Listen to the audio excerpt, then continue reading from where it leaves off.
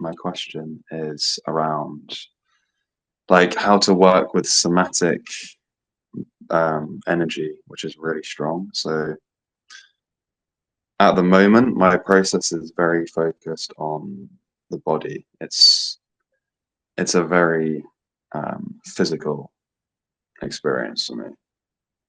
Um, so yeah, even that 5 minute meditation at the start of this was is very intense, just to quieten down, even for a Mm. short amount of time. And basically, I get this really strong energy that pushes my head like just right back. Um, and it feels fine. Like it feels that that's where the energy wants to go. So I just let it happen. But I've just been at a kind of like a conscious dance festival, I guess, or like a spiritual dance festival where I was allowing the energy to flow through me in the dance. And basically that meant my neck was constantly going like this all the way back, like for long periods of time. And it felt fine, but I knew people were probably thinking like, what's going on with with that guy? That's yeah. So and people were saying at the end like you shouldn't be doing that. Um, that's going to be really damaging for your neck. And it kind of yeah, it kind of made me a little bit hesitant and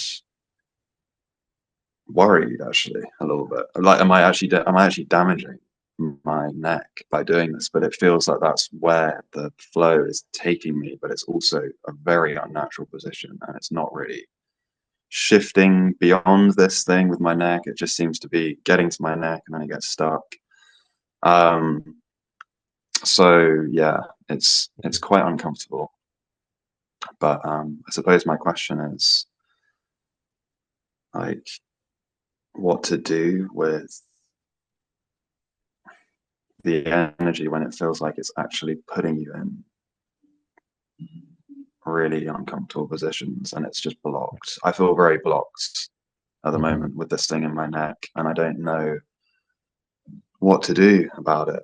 It's just it's just a constant thing. Yeah. Yeah. Yeah. Um, so yeah, I just wondered if you had any Yeah. insights and reflections on that. Thank you.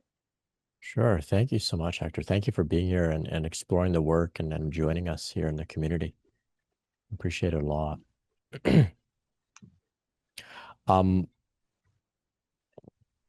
yeah, sometimes the spontaneous impulses to move, spontaneous movements can be very intense. The moment we go into any stillness, the moment we focus on it, maybe sometimes you think about this, you talk about it, and suddenly your body just wants to start moving. Very intense. Um, I can empathize even doing this work, talking about, how supporting people through navigating this type of phenomena. I had an experience where it was so intense, even I was getting scared, and I started thinking to myself, like, I'm Brent Spirit, I've got this podcast, and I'm scared, like, what's going on? Because so I know it can be very intense. So I'm not here to say like, just write it out or whatever. Like I get it, I get it. It can be a lot. It's a lot for the system. If pain arises, we want to try and pull back a little bit. General intensity, though, there's something there that I think we can ride and learn to ride with, can relax into, knowing that the intelligence of Shakti, Kundalini within, is the intelligence of our body, knows exactly what it's doing. It knows also every last detail about our life, inside and out. So it knows where you are, for example. It knows you're at an ecstatic dance event. It knows there are people around. And perhaps it's also using that context to get you to move through any insecurities, doubts, any ideas of giving your power away to other people, letting them tell you what to do or not to do, right? As if, maybe some of them thought that this was one of your dance moves, and they're like, "Hey, that's a dangerous dance move." It's not exactly a dance move, right? Like you're just letting the energy flow. Um, at least in my experience. Now, maybe others, if you have an experience like this, please share. But I haven't come across anybody who's become injured if they followed the flow through just letting this energy move. I've seen it do very interesting, intricate, precise movements um, to keep a person safe. It's like it knows the environment with that you're in. It knows every last detail, it seems.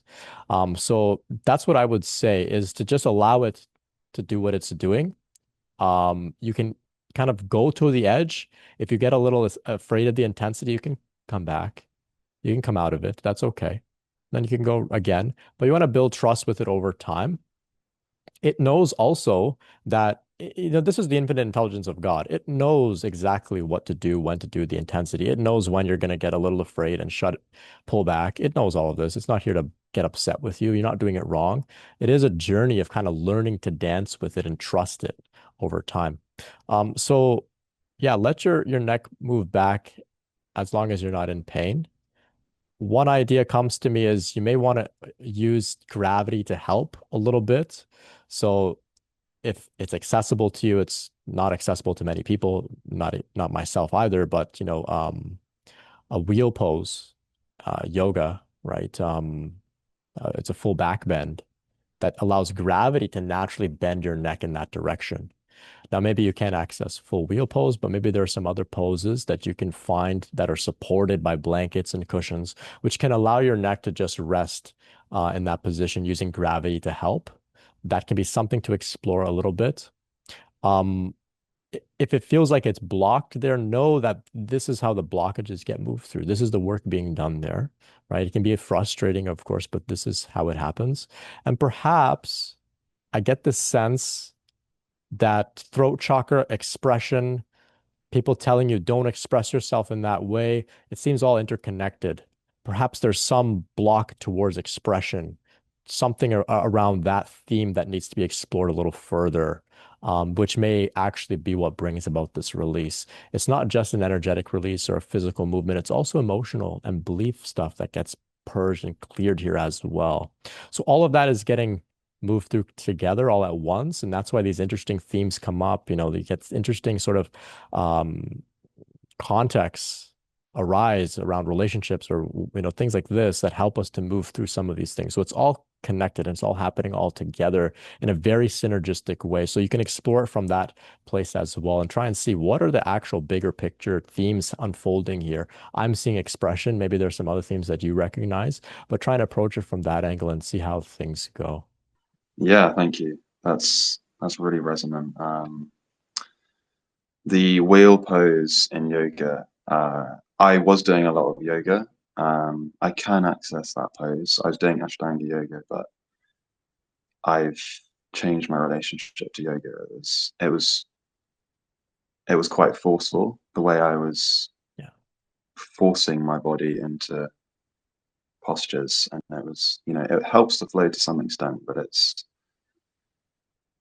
it's better for me to dance and to feel the creativity just flowing through me where it wants to go Mhm.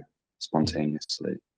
Yeah. Um, but what really resonated with me, uh, and I felt strongly, was like, as I said, it's been very physical for me, this process so far. And, I'm always thinking about my body, like somatic releases and feeling the energy through my body. But I think there's something about the emotional expression and like the emotional body, I guess, that is wanting to come through now. I feel it's almost like I've started, like that's the sort of first phase, is like clearing out just the tension in my body, just as sort of ground clearing. And then I'm realizing that actually my edge is more in the emotional world now, more in relationships, expression, learning to just, yeah, unblock my throat chakra.